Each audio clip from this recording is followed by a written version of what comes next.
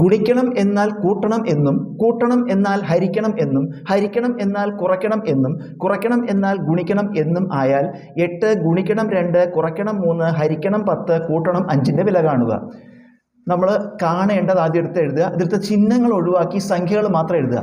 8 2 8 2 3 10 5 3 10 5 സംഖ്യകൾ മാത്രം എടുത്ത് എഴുതി. ഇനി ഇതിലത്തെ 8ൻ്റെയും 2ൻ്റെയും ഇടയ്ക്കുള്ള ചിഹ്നം ഗുണിക്കണം എന്നാണ്. ഗുണിക്കണം എന്നുള്ളതിന് പകരം കൂട്ടണം എന്ന് എഴുതുക. ഈ ഗുണിക്കണം എന്നുള്ളതിന് പകരം കൂട്ടണം എന്ന് എഴുതി. 2ൻ്റെയും 3ൻ്റെയും ഇടയ്ക്ക് കുറയ്ക്കണം എന്നാണ്. കുറയ്ക്കണം എന്നാൽ ഗുണിക്കണം എന്നാണ്. ഇപ്പോൾ ഇവിടെ ഗുണിക്കണം എന്നിടുക. 3ൻ്റെയും 10ൻ്റെയും ഇടയ്ക്ക് ഹരിക്കണം എന്നാണ്.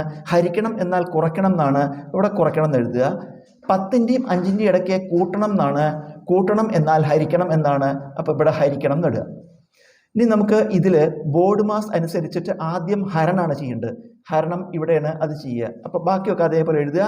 8 കൂട്ടണം 2 × 3 മൈനസ് 10 ഹരിക്കണം 5 2. അടുത്തത് ഹരണം കഴിഞ്ഞാൽ ഗുണനാണ് ചെയ്യേണ്ടത്. ഇത് ചെയ്യുക. 8 + 2 × 3 6 മൈനസ് 2. ഇനി കൂട്ടുക, എന്നിട്ട് ശേഷം കുറയ്ക്കുക. 8ഉം 6ഉം കൂട്ടിയാൽ 14 കുറയ്ക്കണം 2. 14ന് 2 കുറച്ചാൽ ഉത്തരം 12.